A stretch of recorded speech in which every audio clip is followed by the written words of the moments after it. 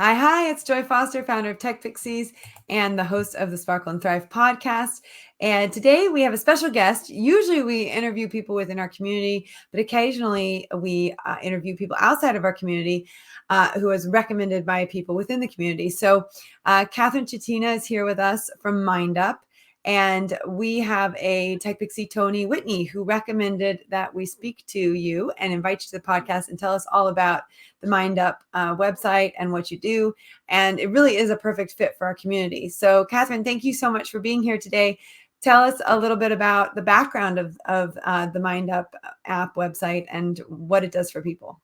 Yeah, well, first of all, thank you so much for having me, Joy. I'm really happy to be here. Yeah, so my role at MYNDUP is head of enterprise and account management, and I've been working in wellbeing for quite a while. What MYNDUP does that's quite different is offers kind of really proactive support to people. I think historically kind of mental health support in the workplace has been kind of synonymous with illness and crisis and geared towards that kind of reactive support where and what that means is that people have tended to kind of wait till they're at rock bottom till they get support, right? So at MYNDUP, we're kind of trying to turn that on its head and then think about kind of mental health in the same way that we think about physical health and kind of engaging with people proactively to resource themselves, both inside and outside of the workplace. So we work with businesses to engage with people proactively to offer support across the full mental health spectrum, whether that's kind of crisis or they're looking at kind of clinical support or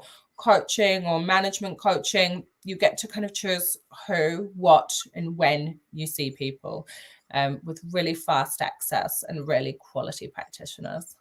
And where did it come from? Where did the idea come from? So our founder, Joel, was working at a big accountancy firm back quite a while ago. He was working at a big accountancy firm, and you can imagine, in big kind of corporates, you can imagine the kind of suite of support that they have available. So they had it all. They had like an EAP, they had private healthcare, and he, for all intents and purposes, kind of looked like an employee who was thriving. He was sitting his accountancy exams, but he had an undiagnosed health condition that meant he kind of really quickly went from an employee who was thriving to an employee who was in crisis. And he kind of went to HR to get pointed in the right way. He went to his EAP. And the thing with the EAP is that, whilst they're supposed to be kind of geared towards crisis support, there's also about 66% of people who are ineligible who go there to get support. So he was kind of told he wasn't in crisis enough to get support. He went to private healthcare and same thing applied. And the wait times were too long for him at that point. So he paid for therapy privately. And it wasn't actually therapy at that time that worked for him. It was coaching.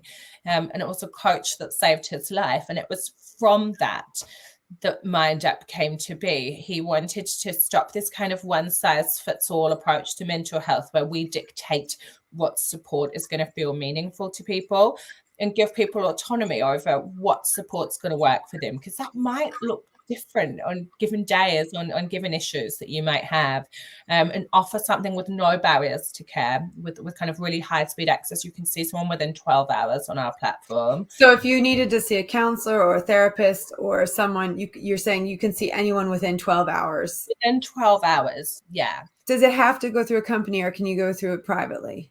Yeah, you can do it. We work, you can do it. I'm sure we can share a code as well, a discount code if anyone wanted to try it. But yeah, we do it through businesses and you can do it B2C as well. The reason I think we do it with businesses as well is like employers are under their care to large extents, and businesses kind of have a responsibility, both ethical and moral obligations that they have to support employee wellbeing, but also commercial realities that, like, if you're asking people to deliver. Well, that's interesting because at TechPixies we have an HR service, and part of that our HR service includes counseling should anyone on our staff need it. And I did have a situation where one of our staff members had a really challenging personal situation come up, and I gave her the contact for the counseling service, and she contacted them and they were like, sorry, this is like too in depth for us and we can't help you. Where there seems to be some niche where you're in crisis to the perfect amount. Right. Like if you're in too much crisis, we can't help you. And if you're not enough crisis, we can't help you. But if you're in that, so what you're saying is you don't have those barriers with this, with your app. That's exactly it. And I think we can do crisis, right? We can do crisis. But I think the whole kind of the shift that we need culturally and socially to really incite change starts with removing those barriers or criteria. We don't wait until all of our teeth have fallen out before we go to the dentist. So why are we doing that with our minds? Okay, so your point is that even though with your app, with the MYNDUP app, you can go and meet with someone within 12 hours, whether you're in crisis or pre-crisis or in that perfect crisis zone, which is so strange. It's actually the fact that someone can get support even before they really need the in-depth support. Yeah, that's exactly it. I think, giving ourselves kind of room and space to kind of invest in our mental health wherever we sit. It's a lot easier for us to do that, proactively and resource ourselves ongoing than it often is to kind of pull someone back when they've got into burnout. And so while we can do that, there's a real invitation to engage in a way before you get there. Yeah, that's great. Yeah. So talk to me about how people might use it. So what might they use it for? I think what we really are cognizant of is that with your humans who are both operating inside and outside of the workplace, and we bring with that everything that means. So across the kind of many modalities, so coaching, life coaching, management coaching, therapy or counseling, but also over 90 different specialities. More and more, we're looking at things like neurodiversity, maternity, paternity, menopause, fertility. Things are coming up more and more about how we kind of service people as fully formed humans who have things inside and outside of the workplace. What I love is that we can offer support for individuals and also the businesses. So say, for example, you took a neurodiverse colleague. They could have access to specialities who might kind of have in-depth knowledge around kind of post-diagnosis or things like that. A manager could be engaging with executive coaching around how to support neurodiverse colleagues more effectively. We could be running company workshops around neurodiversity to increase awareness and understand how to work best with different kind of. So it's not just coaching, there's also workshops. Do the workshops run in the app, or is it that you're booking a live person to come and do a workshop? We do both, actually. So you have access to kind of 4 webinars a year as part of us on the platform, which are more general. We also then run workshops which are company specific, which is really important as well for how we kind of create space within companies, and we can go and do them in person, we can do them virtually. But what we do in that is kind of create spaces in workplaces that we can, show people being heard and kind of both kind of metaphorically and physically create the space and give people awareness, education, and skills in how they navigate these topics that come up within wellbeing within the workplace. So it's training as well for managers. Training as well, coaching programs, training, one-to-one sessions, content. The way people engage is going to be different, and so whilst we also can't do one size fits all in terms of the kind of the topics or the modalities, it's also the products themselves that we diversify what that would mean to engage with people in ways that will feel meaningful for different people. It's really important that that's at the heart of everything we do. So if you're able to connect someone with a coach within, let's say, 12 hours, then how would someone who wanted to be a coach on the platform put themselves forward for you? Yeah, so we have a pretty robust vetting process. I think, with providing speed of access, it's really important that we also hold the quality really tightly. So only about 0.5% of people who apply to be on our platform get on our platform. And there'll be a kind of robust 4-stage vetting process that goes into that, which will include kind of their experience, will include backgrounds, will include checks that we do about the quality of their service as well. Everyone needs to be part of the regulatory governing bodies, or we can't take you on. It's just the kind of pastoral care responsibility that they're governed by the ethical frameworks. But we're always looking, so you can reach out to UPX. Yeah, well, I mean, just thinking, in our audience, most of the people who will be listening, they would be an individual who'd want to use the service, right, to be able to tap into coaching on the spot, not that business to consumer, B2C. We do have women who work in companies, so obviously if they're working in a company and they know their company doesn't have it, then this is an opportunity to bring it to the HR team. But we also have a lot of people in our community who are coaches, certified coaches. And so, this is an opportunity to potentially, be on the other side of the app and help people as well. Yeah, people who kind of have corporate experience and things like that it's really powerful to have you kind of lived experience of operating within those worlds of the people who you're supporting. So yeah, hello@myndup.com for anyone who was interested. We're always looking, we're growing pretty quick. So and are you just in the UK? Are you covering global now, or? We're global. We're definitely global, which again is tends to be where we come in with businesses, because instead of having to kind of have this disparate offering of different kind of provisions within each location, it's really important to have an international possibility, because how else do you implement a kind of a business-centric well-being strategy if you can't have it under one roof? So we work at the moment across 50 different countries. We have practitioners from all over the world. We're currently on about 26 or 27 languages spoken within the team, which is important for both offering an international presence, but also even if you're a kind of UK company, we are a diverse culture. And so you need to be able to pick who you see, and maybe, your native language is in English. And so being able to speak in a language, that feels safe and comfortable for you. And also speak with people, you might have kind of specificity to your own lived or cultural experience that you need represented on the platform. You pick who you see. So it's important that we have a diverse population, both to service internationally, but also to service at home. That's amazing. And you've only been around since 2021. So you're only in your third year. That's what you're talking about, a real strong vision that's now, really taking off. Have you used the app yourself, and has it helped you? Yeah.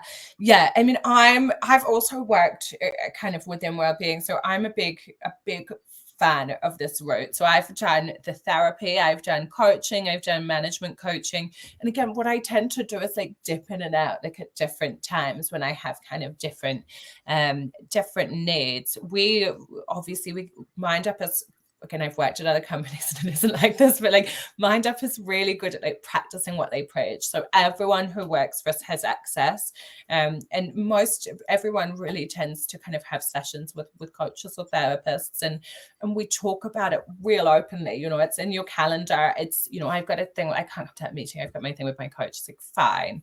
And so we do practice what we preach, which is nice. That's very cool. Yeah. And do you want to add anything else that I might not have thought to ask you about in terms of, the services that you offer and how quickly someone can get set up? I think we're at this kind of precipice of change within wellbeing, within workplaces, and what kind of used to be sufficient. I think, people are kind of catching on that it just is not really fit for purpose anymore. There's an awareness that exists in that now, but I think there's a real drive to action. So I really welcome anyone who wanted to reach out and learn a little bit more. It's really, really nice to be in a job that you properly believe in what you're talking. You said there's a lot of different niches now that are popping up. So, and particularly for women, what are some of the niches they might be interested in? Yeah. So, I mean, I think there's kind of topics, things, what comes up for women a lot is things like imposter syndrome and career transitions. A lot of the work that we're doing at the moment is, and we work quite closely with clients on this, is around kind of maternity policies, returner policies, and getting people set up for that. We're putting in place quite a lot of kind of structured programs with businesses to support that better. But you can do that kind of, but also do that one-to-one as well. I think, that, and we were talking about it, Joy, but that tends to be for women quite a transitional period within their working careers is when they do that. Yeah. Well, you're a mother, you've got 3 children, and you know what that balance is like, having to work and look after the kids. And and has the coaching helped you navigate those challenges? Yeah, I mean, I think to be honest, like back, I wish that it was something that I had been aware of or had been available to me. My eldest is almost 9, and I was only 24 when I had him, and working. I actually worked in media back then, and it wasn't something that was around. It wasn't something that I was aware of, and so it's something that would have greatly benefited from me, and also why I'm so passionate, I think, about how we work with businesses to do it better than we are now. Yeah, that's for sure. There's a lot of change that has had to happen and needs to happen still in businesses to make them more friendly to parents, not just mothers, but to parents, male and female. We have a neighbor who just had a baby, and he said, I'm taking my 2 weeks off and that's it, and it was like, oh, we're still, paternity leave is still not encouraged. It's still not paid as well as maternity leave is, and maternity leave not paid massively well anyway. So these things are really important to get these policies in place. And women face a lot of challenges with that, but also men do now, because there are more men wanting to be involved at home and wanting to help with those things. Yeah, absolutely. And, we've got kind of a shared parental, the shared parental leave policy now, but even that kind of means you take off from the other partner's leave, and there's such a small uptake at the moment. Yeah, I think it was the last statistic I heard, it was less than 2%. Less than 2% uptake. Yeah, that's right. And so, to really kind of get true parity within parents and within the workplace, and remove that kind of, that penalization that women have when they take a career break, or the need to do that, then there's got to be that kind of top-down approach. So, because at the moment, women were kind of told like, oh, you can have it all, but what it ends up doing without the structures in place to elicit equality is that we just end up doing it all. And that's, I don't think either party really wants that, but it's just the fact that the structures aren't really in place to support it. Yeah. Well, when we know from our research, there's sort of some key points when women exit the workplace. So having children is when they exit the workplace, and they still are exiting the workplace because the cost of childcare is so high that they go, okay, I make a salary, but then 100% of it goes to childcare. So what's the point, right? Yeah. So that's the first time women leave. The second time women leave is for mental health, physical health reasons, right? So breast cancer or mental health breakdowns, things like that can come from stress and at work. The other time that women exit the workplace is menopause. So and actually perimenopause, which is happening earlier and earlier. Yeah. It happens. You can have early menopause or early perimenopause as early as you're 30, 35. And to 45 now is a common period of time that you see women going through perimenopause, which is about a decade earlier than people, really are aware that they're starting to lose estrogen and all these other things. And so, there's another time that women exit the workplace, which is when parents get older and they need to be looked after. And these are still primarily taken on by women. Absolutely.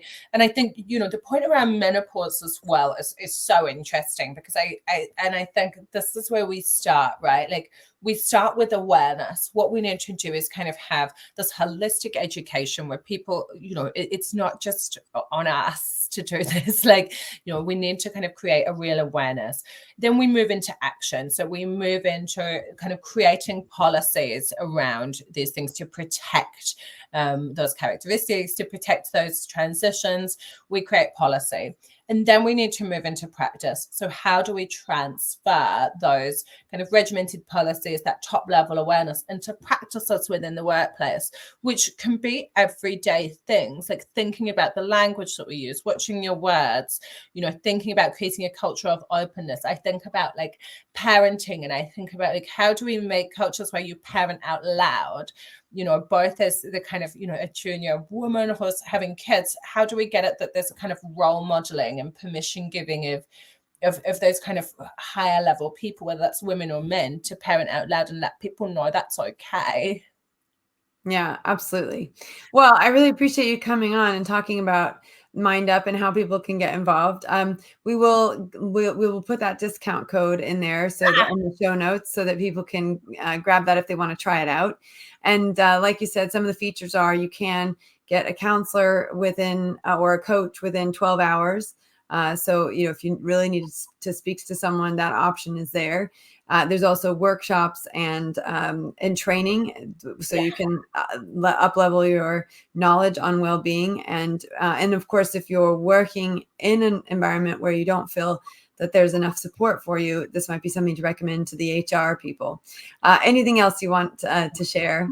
That's it. Thank you so much for having me. And you're welcome. And thanks for coming on. And how just you want to spell it? It's MYNDUP. Yeah, that's in my name on here, MYNDUP. So you can have a look at the website. There's Instagram, there's LinkedIn.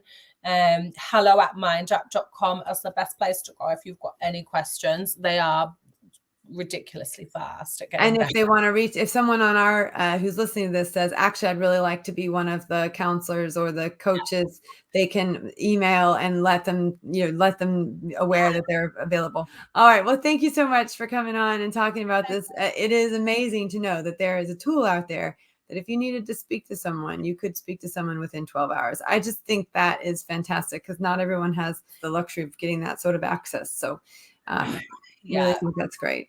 Thank you. All right. Thanks so much. Thank you. Bye. Bye.